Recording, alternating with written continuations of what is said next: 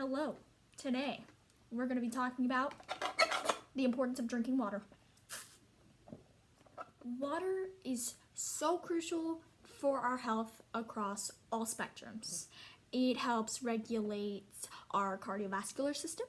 It helps our kidney system. It helps digestion. It helps our hormone balance. It helps our cognitive functionings. And it helps our skin, our integumentary system. And it's important for all people. There's no one who's exempt from this rule. Water needs will change depending on age, environment, activity level, health. It's made up almost all of our body, like water's everywhere in our body. So it makes sense that we need water to replace what we lose in our urine, in our sweat, tears, feces, and other bodily fluids. According to the Harvard Health publication published in 2015, a healthy person needs between 30 to 50 fluid ounces of water a day. Not drinking water will kill you faster than not eating. Dehydration will make almost anything you can experience worse. If you have an infection and you don't drink enough water, you can make your own infection worse, or you can increase your chances of contracting another infection because our bodies can't get rid of the toxins. It doesn't have the necessary water to push all of the bacteria out. So if it's just there lingering, the possibility of it staying increases. Also, you need more water during the hot months than you would need in the cold months. We sweat more in the summertime, so it only makes sense that if you're sweating more, you need to drink more. Our bodies also need water to digest. Without drinking enough water with your meals, our bodies can't push food along in our intestines, which can create us to feel constipated. Also, we don't absorb nutrients as well when you don't drink adequate fluids with your meals. Our body needs to be able to break food up for the cells in our intestines to reach out and collect the nutrients that you have just consumed. And without enough fluid, you can't break up your feces. And that can create problems for people who have poor appetite or they have poor nutrient absorption anyways. Every nutrient counts, and you're really decreasing the amount you absorb if you don't have water at meal times. Not drinking enough water can also cause our brain to work extra hard to make up for the rest of the organ systems that aren't working properly. I mean, if we're having to compensate for the hormonal system and sending hormones everywhere, and we're having to aid in digestion extra hard, and our integumentary system is failing because we need water to maintain our skin's integrity and elasticity to keep foreign invaders and pathogens out, it's going to create a decline in cognitive functioning because it's having to make up for the supplies the rest of the body can't produce on its own. It's really important too for our skin to drink lots of water.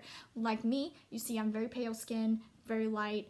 I burn so easy. What happens when you have a sunburn? The water from your skin is gone. It's burnt, it's fried, the moisture is gone. So it's really important that if you're recovering from a sunburn to also drink lots of water and keep your skin protected, because those can quickly progress into something much more serious. So what are the downsides to drinking water? Well, the most common complaint I get from my audience, I've been a nursing assistant in retirement homes for 4 years. I've worked in memory care, I've worked in assisted living, I've worked in skilled facilities, and the most common complaint I get is, it makes me pee all the time.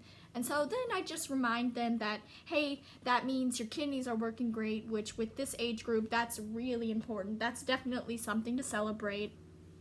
And, you know, I want to make sure that they remember that that helps keep them from getting UTIs. When they pee all the time, that means the chances of getting a UTI are much smaller. Another objection I get, which is really common and perfectly valid, is that sometimes drinking lots of water can make you feel sick.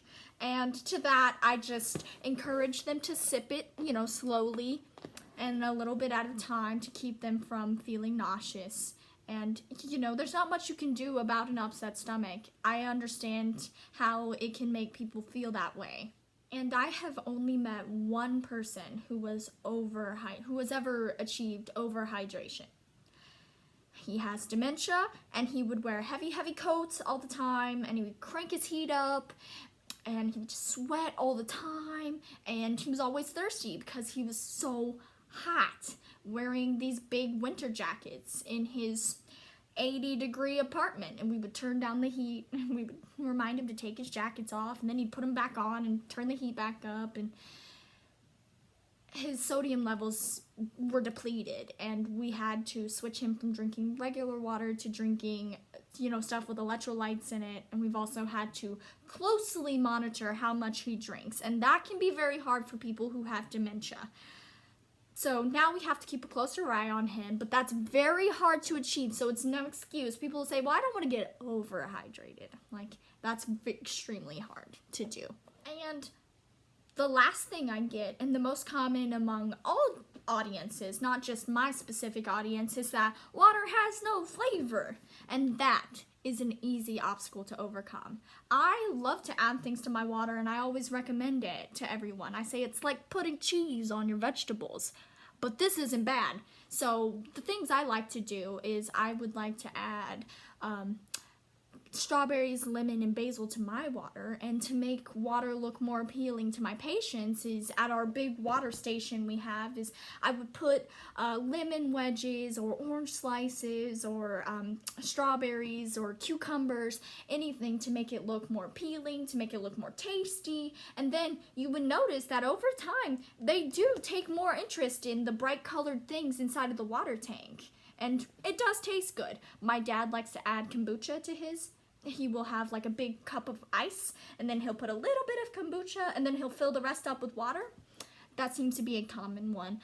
To anyone who doesn't like the taste of water, I just say get creative, because it's really good for you, and it does have a really good payoff in the end. And as you can see, today I have lemon and cucumbers in my water, and it's delicious.